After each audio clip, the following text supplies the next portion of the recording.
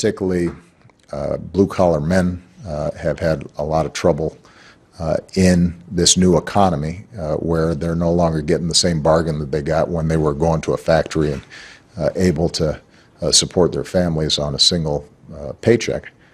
You combine those things and it means that there is going to be potential anger, frustration, fear. Some of it justified but just misdirected. I think somebody like Mr. Trump's taken advantage of that. I mean, that's what he's exploiting during the course of his campaign. Right. It's all everybody else's fault. But you see, I played that soundbite leading into this segment. And folks, you have to watch this segment because I think there is a tie-in, as you'll see. And we welcome in Tom Fitton, president of Judicial Watch, author of the New York Times bestseller, The Corruption Chronicles, and executive producer of the documentary District of Corruption. And Tom, Merry Christmas, welcome. You have written a piece that I saw at WMD and WND, and it's a piece about the head of Homeland Security and how he has promised to protect Muslims from McCarthyism, and how you went back and looked at the family relations of our head of the Department of Homeland Security and some other members of the Obama administration, and it's not pretty. Well, I can't take credit for writing the piece, but I was promoting a piece written by my colleague Irene Garcia, who writes our Corruption Chronicles blog at judicialwatch.org.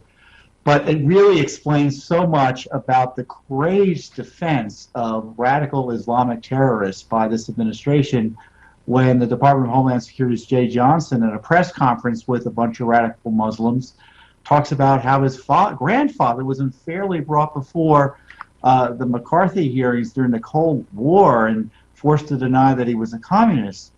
The problem is his record on communism was pretty terrible.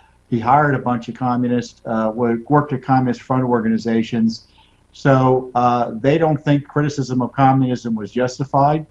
And even though communists were trying to destroy the United States and work for a foreign power, and now they're using it to justify defense of jihadists who supposedly are subject to fear and prejudice, which is just baloney. And this is significant. Well, I also want to get to Valerie Jarrett's father-in-law, Vernon Jarrett, who I understand was also a big-time Chicago communist. Is that accurate? Oh, he was hardcore. We got the records on him from FBI files, and for a period of time, Jarrett appeared in the FBI security indexes, was considered a potential communist saboteur, and if he was to be arrested in case we went to war with the USSR, that's how bad it was. And he was assigned the right propaganda for the Communist Party. So now we have Valerie Jarrett, who is a red diaper grandbaby, Jay Johnson, another red diaper grandbaby, and of course President Barack Obama, who was raised in that communist milieu in Hawaii, and then obviously was a communist community organizer, which has Marxist roots. Their sensitivities about this are remarkable, and again, they don't like to be criticized for working and for their ties to these terrible, terrible movements. So it's no surprise that they're sensitive about other groups that, like jihadists, who are rightly excoriated for their efforts to, for their successful efforts to murder Americans. I just want to make sure, you called Obama a communist community organizer? Did you say that? I said communist, but meant to say community organizer. Oh, okay. I just want to clear that up. Yeah.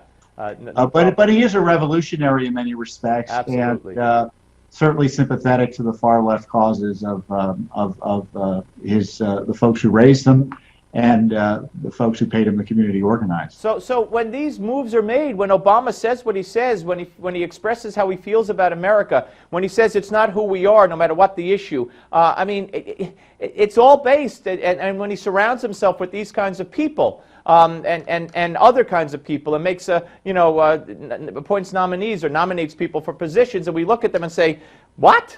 How on earth? It's no accident, because it's who he is.